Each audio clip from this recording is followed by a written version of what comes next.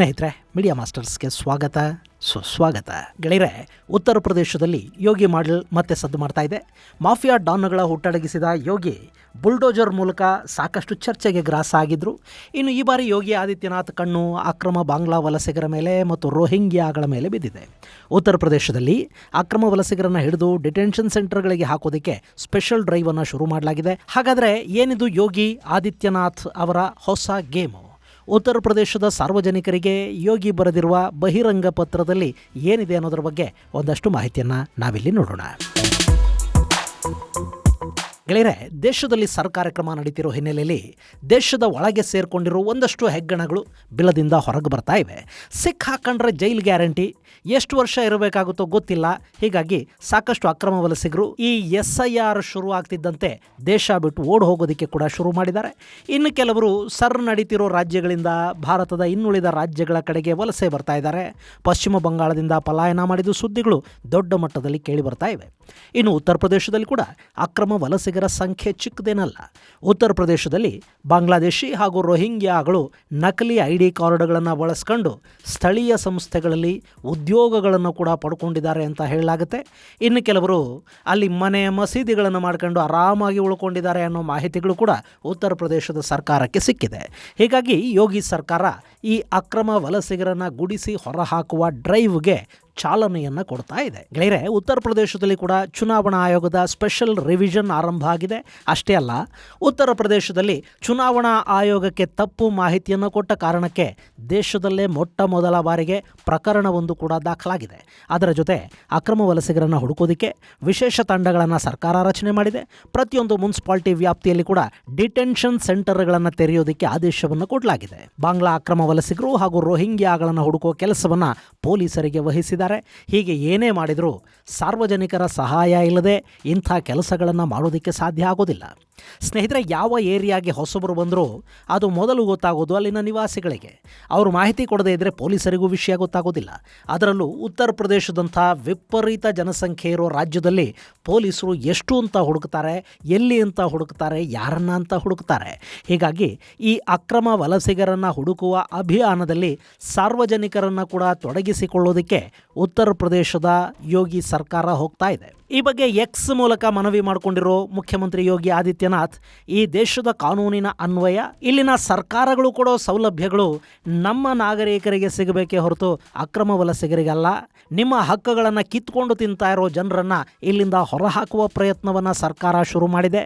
ಕಾನೂನು ಸುವ್ಯವಸ್ಥೆಯನ್ನು ಕಾಪಾಡೋದು, ನಿಮಗೆ ಸಂಪೂರ್ಣ ಭದ್ರತೆಯನ್ನು ಒದಗಿಸೋದು ಸರ್ಕಾರದ ಕರ್ತವ್ಯ. ಹೀಗಾಗಿ ನಿಮ್ಮ ಯೋಗಕ್ಷೇಮವನ್ನು, ನಿಮ್ಮ ಸುರಕ್ಷತೆ ಹಾಗೂ ನಿಮ್ಮ ಹಕ್ಕುಗಳನ್ನು ಗಮನದಲ್ಲಿಟ್ಟುಕೊಂಡು ಅಕ್ರಮ ರೋಹಿಂಗ್ಯಾಗಳು ಹಾಗೂ ಬಾಂಗ್ಲಾದೇಶಿಗಳನ್ನು ಹೊರಹಾಕುವ ಕೆಲಸವನ್ನು ನಾವು ಮಾಡ್ತಾ ಇದ್ದೀವಿ. ಅಕ್ರಮ ವಲಸಿಗರ ಪತ್ತೆಗಾಗಿ ಈಗಾಗಲೇ ಉತ್ತರ ಪ್ರದೇಶದಲ್ಲಿ ಸ್ಪೆಷಲ್ ಆಪರೇಷನ್ ಶುರು ಆಗಿದೆ. ಈ ಕೆಲಸಕ್ಕೆ ನಿಮ್ಮ ಸಹಕಾರ ಅಗತ್ಯ ಇದೆ. ನಿಮಗಾಗಿ ಮಾಡ್ತಾ ಇರೋ ಈ ಕೆಲಸದಲ್ಲಿ ನೀವು ಕೂಡ ಸಹಕರಿಸಿ, ಭಾಗಿಯಾಗಿ ಅಂತ ಯೋಗಿ ಆದಿತ್ಯನಾಥ್ ಉತ್ತರ ಪ್ರದೇಶದ ಸಾರ್ವಜನಿಕರಲ್ಲಿ ಮನವಿ ಮಾಡಿಕೊಂಡಿದ್ದಾರೆ. ಗೆಳೆಯರೆ, ರೋಹಿಂಗ್ಯಾಗಳು ಬಾಂಗ್ಲಾದೇಶದ ಅಕ್ರಮ ವಲಸಿಗರು ಭಾರತಕ್ಕೆ ಬಂದ ಮೇಲೆ ಇಲ್ಲಿ ದುಡ್ಕೊಂಡು ತಿನ್ನಲೇಬೇಕಲ್ವಾ? ಅದಕ್ಕಾಗಿ ಅವರಿಗೆ ಕೆಲಸಗಳು ಸಿಗಬೇಕು. ಆ ಕೆಲಸ ಕೊಡೋರು ಯಾರು? ಸ್ಥಳೀಯ ಜನಾನೇ. ಇನ್ನು ಅವರಿಗೆ ಉಳ್ಕೊಳ್ಳೋದಕ್ಕೆ ಜಾಗ ಕೂಡ ಸ್ಥಳೀಯರೇ ಕೊಡಬೇಕು. ಅವರು ಮನಸ್ಸು ಮಾಡಿದರೆ ಬಾಂಗ್ಲಾ ಮತ್ತು ರೋಹಿಂಗ್ಯಾಗಳನ್ನು ಪತ್ತೆ ಮಾಡೋದು ಕಷ್ಟ ಏನಲ್ಲ. ಸೊ ನೀವು ಯಾರಿಗಾದರೂ ಕೆಲಸ ಕೊಡುವಾಗ, ಮನೆಗಳನ್ನು ಕೊಡುವಾಗ, ಇರೋದಕ್ಕೆ ಜಾಗ ಕೊಡುವಾಗ ಅವರ ಪೂರ್ವಾಪರ ವಿಚಾರಿಸಿ, ಅವರು ನಮ್ಮ ದೇಶದವರೇನಾ ಅನ್ನೋದನ್ನು ಪರಿಶೀಲಿಸಿ, ಅನುಮಾನ ಬಂದರೆ ಪೊಲೀಸರಿಗೆ ಮಾಹಿತಿ ಕೊಡಿ ಅಂತ ಉತ್ತರ ಪ್ರದೇಶದ ಮುಖ್ಯಮಂತ್ರಿಗಳು ಹೇಳ್ತಾ ಇದ್ದಾರೆ. ಈಗ ನಮ್ಮಲ್ಲಿ ಕೂಡ ಅಕ್ರಮ ವಲಸಿಗರು ಕಟ್ಟಡ ಕಾರ್ಮಿಕರಾಗಿ ಕೆಲಸ ಮಾಡ್ತಿದ್ದಾರೆ, ಕಸ ಎತ್ತುವ ಕೆಲಸದಲ್ಲಿ ತೊಡಗಿಸಿಕೊಂಡಿದ್ದಾರೆ. ಹಾಗೆ ರಾಜ್ಯದ ಬೇರೆ ಬೇರೆ ಕಡೆಗಳಲ್ಲಿ ಕೃಷಿ ಕಾರ್ಮಿಕರಾಗಿ ಕಾಫಿ ಎಸ್ಟೇಟ್ಗಳಲ್ಲಿ ಕೆಲಸ ಮಾಡ್ತಾ ಇದ್ದಾರೆ. ಕೆಲ ಕಾರ್ಖಾನೆಗಳಲ್ಲಿ ಕೂಡ ಈ ಅಕ್ರಮ ವಲಸಿಗರಿಗೆ ಕೆಲಸ ಕೊಡಲಾಗಿದೆ. ಯಾಕೆಂದರೆ ಅವರು ಕಡಿಮೆ ಕೂಲಿಗೆ ಸಿಗ್ತಾರೆ ಅನ್ನೋ ಕಾರಣಕ್ಕೆ. ಸಾಕಷ್ಟು ಬಾರಿ ಕೆಲಸ ಕೊಡೋ ಲೇಬರ್ ಕಾಂಟ್ರಾಕ್ಟರ್ಗಳಿಗೆ ಅವರು ನಮ್ಮ ದೇಶದವರಲ್ಲ ಅನ್ನೋದು ಗೊತ್ತಿರುತ್ತೆ. ಆದರೆ ಇವರಿಗೆ ಕೆಲಸ ನಡಿಬೇಕು, ಲೇಬರ್ಸ್ ಕಡಿಮೆ ಕೂಲಿಗೆ ಸಿಗಬೇಕು, ಹೆಚ್ಚು ಕೆಲಸ ಮಾಡೋರಾಗಿರಬೇಕು. ಆದ್ದರಿಂದ ಕಾಂಟ್ರಾಕ್ಟರ್ಗೆ ಲಾಭ ಆಗಬೇಕು. ಹೀಗಾಗಿ ಅವನು ಅಕ್ರಮ ವಲಸಿಗರಿಗೆ ಕೂಡ ಕೆಲಸ ಕೊಡ್ತಾ ಹೋಗ್ತಾನೆ. ಉತ್ತರ ಪ್ರದೇಶ ಕೂಡ ಇದಕ್ಕೆ ಹೊರತಾಗೇನಿಲ್ಲ.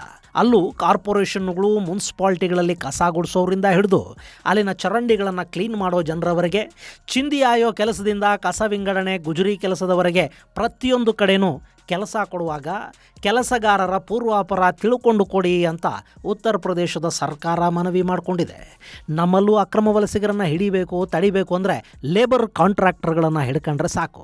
ಎಷ್ಟು ಅಕ್ರಮ ವಲಸಿಗರು ನಮ್ಮಲ್ಲಿದ್ದಾರೆ ಅನ್ನೋದು ಗೊತ್ತಾಗ್ತಾ ಹೋಗುತ್ತೆ. ಆದರೆ ಆ ಕೆಲಸವನ್ನು ಮಾಡೋದಕ್ಕೆ ನಮ್ಮ ಸರ್ಕಾರದಲ್ಲಿ ಯಾರಿಗೆ ತಾನೇ ಪುರ್ಸೊತ್ತಿದೆ ಹೇಳಿ? ಇಲ್ಲಿ ಅಕ್ರಮ ವಲಸೆ ಅನ್ನೋದನ್ನ ಯಾರೋ ಬರ್ತಾರೆ, ಪಾಪ ಅವರ ದೇಶದಲ್ಲಿ ತಿನ್ನೋದಕ್ಕಿರೋದಿಲ್ಲ, ಇಲ್ಲಿ ದುಡ್ಕೊಂಡು ತಿಂತಾರೆ ಅಷ್ಟೇ ಅಲ್ವಾ ಅಂತ ಅತ್ಯಂತ ಸಾನುಭೂತಿಯಿಂದ ನೋಡೋದಕ್ಕೆ ಸಾಧ್ಯ ಆಗೋದಿಲ್ಲ. ಈ ಅಕ್ರಮ ವಲಸೆಗಳಿಂದ ಬರೀ ಸಂಸ್ಕೃತಿಯ ನಾಶ, ಜನಾಂಗೀಯ ಅಸಮತೋಲನ ಮಾತ್ರ ಉಂಟಾಗೋದಿಲ್ಲ, ಬದಲಿಗೆ ಅವರು ಅಪರಾಧ ಚಟುವಟಿಕೆಗಳಲ್ಲಿ ಕೂಡ ವಿಪರೀತ ಪ್ರಮಾಣದಲ್ಲಿ ತೊಡಗಿಸಿಕೊಳ್ತಾ ಹೋಗ್ತಾರೆ. ಅವರಿಂದ ದೇಶದ ಭದ್ರತೆಗೆ ಕೂಡ ತೊಂದರೆ ಉಂಟಾಗುತ್ತೆ. ಗೆಳೆಯರೆ, ಕಾಶ್ಮೀರದಲ್ಲಿ ಹಿಂದೆ ನಡೆದ ಸಾಕಷ್ಟು ಭಯೋತ್ಪಾದಕ ದಾಳಿಗಳ ಹಿಂದೆ ಈ ಅಕ್ರಮ ರೋಹಿಂಗ್ಯಾ ವಲಸಿಗರ ಕೈವಾಡ ಇತ್ತು ಅನ್ನೋದು ಗೊತ್ತಾಗಿದೆ. ಇನ್ನು ಇವತ್ತು ಈ ಅಕ್ರಮ ವಲಸಿಗರಿಗೆ ಆಶ್ರಯ ಕೊಟ್ಟ ಯಾವ ದೇಶವೂ ನೆಮ್ಮದಿಯಿಂದ ಬದುಕೋದಿಕ್ಕೆ ಸಾಧ್ಯ ಆಗ್ತಾ ಇಲ್ಲ. ಯುರೋಪಿನ ಸಾಕಷ್ಟು ದೇಶಗಳು ಸಂಘರ್ಷದ ಗೂಡುಗಳಾಗ್ತಾ ಇವೆ. ಬ್ರಿಟನ್ನಲ್ಲಿ ರೇಪ್ ಗ್ಯಾಂಗ್ಗಳು ಹುಟ್ಟುಕೊಂಡಿವೆ.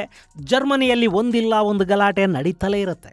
ಅಷ್ಟ್ಯಾಕೆ, ನಮ್ಮ ಹೈದರಾಬಾದಲ್ಲೇ ನೋಡಿ, ಟ್ಯಾಕ್ಸಿಲಿ ಹೋಗ್ತಾ ಇದ್ದ ಮಹಿಳೆಗೆ ಕಿರುಕುಳ ಕೊಟ್ಟು ಆಕೆಯನ್ನು ಬೆದರಿಸಿ ಮಾನಸಿಕ ಹಿಂಸೆಗೆ ಗುರಿ ಮಾಡಿದ ಚಾಲಕ ಒಬ್ಬ ರೋಹಿಂಗ್ಯಾ ಆಗಿದ್ದ. ಅಲ್ಲಿಂದ ಬಂದವನು ಇಲ್ಲಿ ಡ್ರೈವಿಂಗ್ ಲೈಸೆನ್ಸ್ ಮಾಡಿಸ್ಕೊಂಡು ಇಲ್ಲಿನ ಯಾವುದೋ ಟ್ರಾವೆಲ್ಸ್ ಕಂಪನಿಯಲ್ಲಿ ಅವನು ಡ್ರೈವರ್ ಆಗಿ ಕೆಲಸ ಗಿಟ್ಟಿಸ್ಕೊಳ್ತಾನೆ. ಅಂದರೆ ನಮ್ಮಲ್ಲಿ ಸರ್ಕಾರಿ ವ್ಯವಸ್ಥೆ ಅನ್ನೋದು ಎಷ್ಟು ಜೊಳ್ಳಾಗಿದೆ ಅನ್ನೋದನ್ನು ನಾವಿಲ್ಲಿ ಅರ್ಥ ಮಾಡ್ಕೋಬೇಕು. ಅವ್ರು ಯಾರು ಕದ್ದು ಮುಚ್ಚಿ ಇಲ್ಲಿ ಬದುಕ್ತಾ ಇಲ್ಲ. ಬಹಿರಂಗವಾಗಿ ನಾವು ರೋಹಿಂಗ್ಯಾಗಳು, ನಾವು ಬರ್ಮಾದಿಂದ ಬಂದವರು, ನಾವು ಬಾಂಗ್ಲಾದೇಶದಿಂದ ವಲಸೆ ಬಂದವರು ಅಂತ ಹೇಳ್ಕೊಂಡೇ ಬದುಕ್ತಾ ಇದ್ದಾರೆ. ಆದರೂ ನಮ್ಮ ಪೊಲೀಸರು, ನಮ್ಮ ಸರ್ಕಾರಿ ಯಂತ್ರಾಂಗಗಳು ಅಲ್ಲಿ ಏನೂ ಮಾಡೋದಕ್ಕೆ ಹೋಗ್ತಾ ಇಲ್ಲ. ಅಕ್ರಮ ವಲಸಿಗರ ವಿರುದ್ಧ ಸುಮೋಟೋ ಪ್ರಕರಣಗಳನ್ನು ದಾಖಲು ಮಾಡಿಕೊಂಡು ಅವರನ್ನು ಡಿಟೆನ್ಷನ್ ಸೆಂಟರ್ಗಳಿಗೆ ನಮ್ಮ ಪೊಲೀಸರು ಕಳುಹಿಸೋದಿಲ್ಲ. ದೂರು ಕೊಟ್ಟರೂ ನಮ್ಮ ಖಾಕಿಗಳು ಕದಲೋದಿಲ್ಲ. ಪಾಪ ಅವರಿಗೆ ಬೇರೆ ಬೇರೆ ಕೆಲಸಗಳು ನಮ್ಮಲ್ಲಿ ಸಾಕಷ್ಟಿವೆ. ಆದಾಯ ಬರುವ ಕೆಲಸಗಳನ್ನು ಬಿಟ್ಟು ಈ ಬಿಟ್ಟಿ ಕೆಲಸಗಳ ಕಡೆ ಅವರಾದರೂ ಯಾಕೆ ಗಮನ ಕೊಡ್ತಾರೆ ಹೇಳಿ? ಇನ್ನು ಅಕಸ್ಮಾತ್ ಅವರು ಆ ಕೆಲಸ ಮಾಡೋದಕ್ಕೆ ಹೋದ್ರು ಅಂತ ಇಟ್ಕೊಳ್ಳಿ, ಯಾವನೋ ರಾಜಕಾರಣಿ ಅಡ್ಡ ಬರ್ತಾನೆ. ಯಾಕೆಂದರೆ ಈ ಅಕ್ರಮ ವಲಸಿಗರೇ ಅವನ ವೋಟ್ ಬ್ಯಾಂಕ್ ಆಗಿರ್ತಾರೆ. ಅವನೇ ರೇಷನ್ ಕಾರ್ಡು, ವೋಟರ್ ಐಡಿನೂ ಮಾಡಿಸಿಕೊಟ್ಟಿರ್ತಾನೆ. ಸಾಧ್ಯ ಆದರೆ ಆಶ್ರಯ ಮನೆಗಳು, ಸ್ಲಮ್ ಬೋರ್ಡ್ ಮನೆಗಳನ್ನು ಈ ಅಕ್ರಮ ವಲಸಿಗರಿಗೂ ಕೊಡಿಸಿಬಿಟ್ಟಿರ್ತಾನೆ. ಹೀಗೆ ನಕಲಿ ಐಡಿಗಳನ್ನು ಮಾಡಿಸಿಕೊಡೋರಿಗೆ ನಮ್ಮಲ್ಲಿ ಕಾನೂನು ಶಿಕ್ಷೆ ವಿಧಿಸುತ್ತೆ ಅನ್ನೋ ಭಯನೂ ಇಲ್ಲ. ಯಾಕೆಂದರೆ ನ್ಯಾಯಾಲಯಕ್ಕೆ ಒಮ್ಮೆ ಪ್ರಕರಣ ಹೋದರೆ ಇನ್ನೇನು ಅಲ್ಲಿರೋದಿಲ್ಲ. ತಾರೀಖ್ ಪೇ ತಾರೀಖ್ ಅಷ್ಟೇ. ಅದು ಬಗೆಹರಿಯೋದಕ್ಕೆ ಜನ್ಮಾಂತರಗಳು ಬೇಕಾಗತ್ವೆ. ಹೀಗಾಗಿ ಶಿಕ್ಷೆ ಆಗುತ್ತೆ ಅನ್ನೋ ಭಯ ಆದರೂ ಯಾರಿಗಿರುತ್ತೆ ಹೇಳಿ? ಇದು ಸರಿ ಹೋಗಬೇಕು ಅಂದರೆ ಜನನೂ ಎಚ್ಚೆತ್ಕೋಬೇಕು, ಹಾಗೆ ವ್ಯವಸ್ಥೆ ಕೂಡ ಸರಿ ಹೋಗಬೇಕು. ಇನ್ನು ಭಾರತದಲ್ಲಿ ಅಧಿಕೃತವಾಗಿ 22,500 ರೋಹಿಂಗ್ಯಾ ಅಕ್ರಮ ವಲಸಿಗರಿದ್ದಾರೆ. ಇದು ID ಕಾರ್ಡ್ಗಳನ್ನು ಇಟ್ಟುಕೊಂಡು ಇಲ್ಲಿ ವಾಸ ಮಾಡ್ತಾ ಇರೋ ರೋಹಿಂಗ್ಯಾಗಳ ಸಂಖ್ಯೆ. ಇವರಲ್ಲದೆ ಅಕ್ರಮವಾಗಿ ಇಲ್ಲಿರೋರು ಲಕ್ಷಾಂತರ ಜನ ಇದ್ದಾರೆ. ಇನ್ನು ಈ ಜನ ಇಲ್ಲಿ ಉಳಿಯೋದಕ್ಕೆ ಕಾರಣ ವಿಶ್ವಸಂಸ್ಥೆ. ಭಾರತದಲ್ಲಿ United Nations high commissioner for refugee ಅನ್ನೋ ಒಂದು ಸಂಸ್ಥೆ ಕೆಲಸ ಮಾಡುತ್ತೆ. ಅವರು ರೋಹಿಂಗ್ಯಾಗಳನ್ನು ರೆಫ್ಯೂಜಿಗಳು ಅಂತ ಗುರುತಿಸಿದ್ದಾರೆ. ಅವರಿಗೆ ಈ UNHRC ಐಡೆಂಟಿಟಿ ಕಾರ್ಡ್ಗಳನ್ನು ಕೂಡ ಕೊಟ್ಟಿದೆ. ಈ ಕಾರ್ಡ್ಗಳನ್ನು ಹೊಂದಿರುವವರು ಇಲ್ಲಿ ಡಿಟೆನ್ಷನ್ಗೆ ಒಳಗಾಗೋದಿಲ್ಲ ಅಂತ ವಿಶ್ವಸಂಸ್ಥೆ ಹೇಳುತ್ತೆ. ಆದರೆ ಅವರನ್ನಿಲ್ಲಿ ಇಟ್ಕೋಬೇಕು ಅಂತ ಯಾವ ಕಾನೂನುಗಳು ಹೇಳೋದಿಲ್ಲ. ಯಾಕೆಂದರೆ ಭಾರತ 1951 ರೆಫ್ಯೂಜಿ ಕನ್ವೆನ್ಷನ್ಗಾಗಲಿ ಅಥವಾ 1967 ಪ್ರೋಟೋಕಾಲ್ಗಾಗಲಿ ಸಹಿ ಹಾಕಿಲ್ಲ. ಹೀಗಾಗಿ ಯಾವ ಅಂತಾರಾಷ್ಟ್ರೀಯ ರೆಫ್ಯೂಜಿ ಕಾನೂನುಗಳು, ಆಬ್ಲಿಗೇಷನ್ಗಳು ನಮ್ಮ ಮೇಲಿರೋದಿಲ್ಲ. ಇನ್ನು ಇವರನ್ನು ರೆಫ್ಯೂಜಿಗಳು ಅಂತ ಕರೆಯೋದಿಕ್ಕೂ ಬರೋದಿಲ್ಲ. ಯಾಕೆಂದರೆ ನಾವು ಯಾರಿಗೂ ಆಶ್ರಯ ಕೊಡೋ ಒಪ್ಪಂದದ ಭಾಗನೇ ಅಲ್ವಲ್ಲ. ಆದರೂ ಇಲ್ಲವರನ್ನು ID ಕಾರ್ಡ್ ಕೊಟ್ಟು ಉಳಿಸಿಕೊಳ್ಳಲಾಗಿದೆ. ಇನ್ನು ಗೆಳೆಯರೆ, ಇದು ಅಕ್ರಮ ವಲಸಿಗರನ್ನು ದೇಶದಿಂದ ಹೊರ ಹಾಕೋದಕ್ಕೆ ನಿಜಕ್ಕೂ ಅತ್ಯಂತ ಒಳ್ಳೆಯ ಸಮಯ. ಯಾಕೆಂದರೆ ಅಮೆರಿಕ ಕೂಡ ತನ್ನಲ್ಲಿನ ಅಕ್ರಮ ವಲಸಿಗರನ್ನು ಮುಲಾಜಿಲ್ಲದೆ ಹೊರಗೆ ದಬ್ಬುತ್ತಾ ಇದೆ. ಹೀಗಿರುವಾಗ ನೀವು ಅಕ್ರಮ ವಲಸಿಗರನ್ನು ಹೊರ ಹಾಕಬೇಡಿ ಅಂತ ಭಾರತಕ್ಕೆ ಹೇಳೋದಕ್ಕೆ ಅವರಿಗೂ ಸಾಧ್ಯ ಆಗೋದಿಲ್ಲ.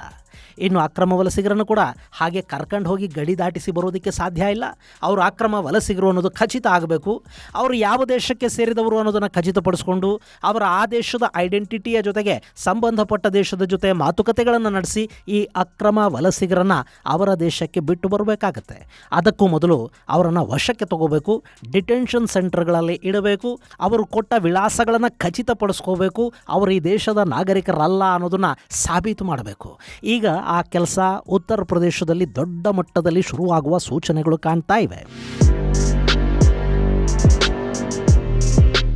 ಇನ್ನು ಗೆಳೆಯರೆ, ಉತ್ತರ ಪ್ರದೇಶದಲ್ಲಿ ಸ್ಪೆಷಲ್ ಇಂಟೆನ್ಸಿವ್ ರಿವಿಷನ್ ಕೂಡ ದೊಡ್ಡ ಮಟ್ಟದಲ್ಲಿ ನಡೀತಾ ಇದೆ. ದೇಶದಲ್ಲೇ ಮೊದಲ ಬಾರಿಗೆ ಚುನಾವಣಾ ಆಯೋಗಕ್ಕೆ ತಪ್ಪು ಮಾಹಿತಿ ಕೊಟ್ಟ ಪ್ರಕರಣವೊಂದು ಉತ್ತರ ಪ್ರದೇಶದಲ್ಲಿ ದಾಖಲಾಗಿದೆ. ಅಲ್ಲಿನ ರಾಂಪುರ್ ಜಿಲ್ಲೆಯ ನೂರ್ಜಹಾನ್ ಅನ್ನೋ ಮಹಿಳೆ ಗಲ್ಫಲ್ಲಿ ವಾಸ ಮಾಡ್ತಾ ಇದ್ದ ತನ್ನಿಬ್ಬರು ಮಕ್ಕಳನ್ನು ಅಲ್ಲೇ ತನ್ನ ಜೊತೆ ತನ್ನ ಮನೆಯಲ್ಲೇ ವಾಸ ಮಾಡ್ತಾ ಇದ್ದಾರೆ ಅಂತ ಸುಳ್ಳು ಮಾಹಿತಿಯನ್ನು ಕೊಟ್ಟಿದ್ದಲ್ಲದೆ ತಪ್ಪು ಮಾಹಿತಿಗಳ ಜೊತೆ SIR ಅರ್ಜಿಯನ್ನು ಕೂಡ ತುಂಬಿಕೊಟ್ಟಿರುವುದು ಗೊತ್ತಾಗಿದೆ. ಹೀಗಾಗಿ ಆಕೆಯ ವಿರುದ್ಧ ಜನಪ್ರತಿನಿಧಿಗಳ ಕಾಯ್ದೆ 1950ರ ಸೆಕ್ಷನ್ 31ರ ಅಡಿಯಲ್ಲಿ ಪ್ರಕರಣ ದಾಖಲು ಮಾಡಲಾಗಿದೆ. ಇದು ಚುನಾವಣಾ ಆಯೋಗಕ್ಕೆ ತಪ್ಪು ಮಾಹಿತಿ ಸಲ್ಲಿಸಿದ ವಿಷಯಕ್ಕೆ ಸಂಬಂಧಪಟ್ಟ ಹಾಗೆ ನಮ್ಮ ದೇಶದಲ್ಲಿ ದಾಖಲಾಗ್ತಾ ಇರೋ ಮೊಟ್ಟ ಮೊದಲ ಅಪರಾಧ ಪ್ರಕರಣ ಅಂತ ಹೇಳ್ತಾ ಇದ್ದಾರೆ. ಇಲ್ಲಿ ಮತದಾರರ ಪಟ್ಟಿಯಲ್ಲಿನ ಅಸಂಖ್ಯಾತ ತಪ್ಪುಗಳನ್ನು ಎತ್ತಿ ತೋರಿಸಿದ ವಿಪಕ್ಷ ನಾಯಕ ರಾಹುಲ್ ಗಾಂಧಿಯವರ ಅಪಾರ ಶ್ರಮದ ಕಾರಣದಿಂದಾಗಿ ಚುನಾವಣಾ ಆಯೋಗ ಒಂದಷ್ಟು ಕಟ್ಟುನಿಟ್ಟಿನ ಕ್ರಮಗಳನ್ನು ಕೈಗೊಳ್ತಾ ಇದೆ. ತಪ್ಪು ಮಾಹಿತಿಗಳನ್ನು ಕೊಟ್ಟವರ ವಿರುದ್ಧ ಪ್ರಕರಣಗಳನ್ನು ದಾಖಲು ಮಾಡಲಾಗ್ತಾ ಇದೆ. ಜೊತೆಗೆ ಲಕ್ಷಾಂತರ ನಕಲಿ ಹೆಸರುಗಳನ್ನು ಮತದಾರರ ಪಟ್ಟಿಯಿಂದ ತೆಗೆದುಹಾಕೋ ಕೆಲಸ ಕೂಡ ದೊಡ್ಡ ಪ್ರಮಾಣದಲ್ಲಿ ನಡೀತಾ ಇದೆ. ಹೀಗಾಗಿ ಈ ಶ್ರೇಯ ವಿರೋಧ ಪಕ್ಷದ ನಾಯಕ ರಾಹುಲ್ ಗಾಂಧಿಯವರಿಗೆ ಸಲ್ಲಬೇಕು. ಇನ್ನು ಉತ್ತರ ಪ್ರದೇಶದಲ್ಲಿ ಸಾರ್ವಜನಿಕರ ಸಹಾಯ ಪಡೆದು ಅಕ್ರಮ ವಲಸಿಗರನ್ನು ಪತ್ತೆ ಮಾಡುವ ಯೋಗಿ ಆದಿತ್ಯನಾಥ್ ಅವರ ಪ್ರಯತ್ನಕ್ಕೆ ಯಶಸ್ಸು ಸಿಗಲಿ ಅಂತ ಹಾರೈಸೋಣ. ಮುಂದಿನ ಸಂಚಿಕೆಯಲ್ಲಿ ಮತ್ತಷ್ಟು ವಿಶೇಷಗಳ ಜೊತೆ ಮತ್ತೆ ಭೇಟಿಯಾಗೋಣ. ಅಲ್ಲಿವರೆಗೆ ಜೈ ಹಿಂದ್, ಜೈ ಕರ್ನಾಟಕ.